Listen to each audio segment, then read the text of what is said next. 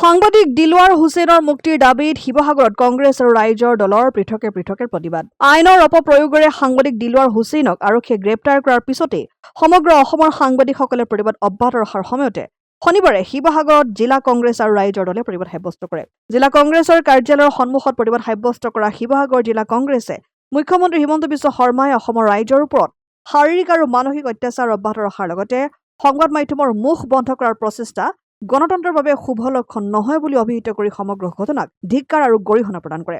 আনহাতে ৰাইজৰ দলৰ শিৱসাগৰ জিলা সমিতিয়ে শিৱসাগৰ চহৰৰ দৌলমুখ চাৰিআলিত সাংবাদিক দিলৱাৰ হুছেইনৰ মুক্তিৰ দাবীৰে চৰকাৰ বিৰোধী শ্লোগানেৰে উত্তাল প্ৰতিবাদ সাব্যস্ত কৰে। দিলৱাৰ হুছেইনক বাৰে বাৰে গ্ৰেপ্তাৰ কৰা ঘটনাটো এবাৰ জামিন পোৱাৰ পাছতো পুনৰবাৰ আকৌ গ্ৰেপ্তাৰ কৰা হৈছে। এই ঘটনাটো আচলতে এই বিজেপি চৰকাৰখনৰ হঠকাৰিতা স্বেচ্ছাচাৰিতাক প্ৰতিফলিত কৰিছে বুলি অনুভৱ কৰোঁ।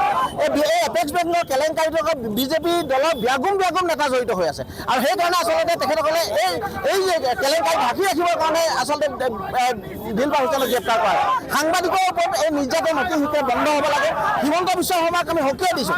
এই যদি সাংবাদিকৰ ওপৰত তেখেতসকলে যদি আক্ৰমণ বন্ধ নকৰে, নিৰ্যাতন বন্ধ নকৰে, তেতিয়াহ'লে ২৬ কিন্তু ইয়াৰ প্ৰতিফল তেখেতে বেয়াকৈ পাবলৈ অনাগত পঞ্চায়ত নিৰ্বাচন তেখেতৰ প্ৰতিফল কিন্তু বেয়া হ'ব, এই কথাটো নিশ্চিত।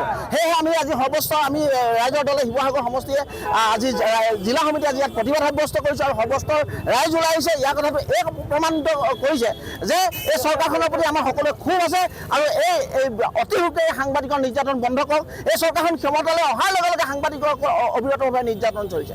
সৰ্বভাৰতীয় পৰ্যায়ত গৌৰী লেংকছৰ পৰা আৰম্ভ কৰি শেহতীয়া দিলৱাৰ হুছেইনলৈকে এই ঘটনাবোৰক আমি লক্ষ্য কৰিছোঁ আৰু এনেকুৱা ধৰণৰ ফেচিষ্ট আৰু হঠকাৰী কাম কাজবোৰ, এনেকুৱা গ্ৰেপ্তাৰী কাম কাজবোৰ অতি শীঘ্ৰে হিমন্ত বিশ্ব শৰ্মাক বন্ধ কৰিবলৈ অনুৰোধ জনাইছোঁ। শিৱসাগৰৰ পৰা সৈয়দ মুস্তাক ৰহমানৰ ৰিপৰ্ট, অসম আদিত্য। NKS হুণ্ডাইলৈ স্বাগতম।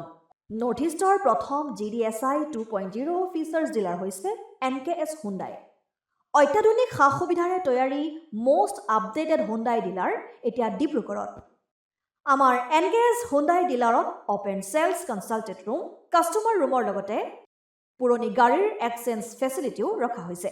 ইয়াত চেলছৰ লগতে ছাৰ্ভিচ ছেক্টৰৰ সুন্দৰ সুবিধা আছে। প্ৰয়োজনীয় সকলো এডভান্স টুলছ, হুইল বেলেন্সিং, এলাইনমেণ্টৰ অত্যাধুনিক machine, post hydraulic lift, fully train মেন পাৱাৰৰ লগতে nitrogen gas filling facility, fully automatic car ৱাছৰ ফেচিলিটিও আছে।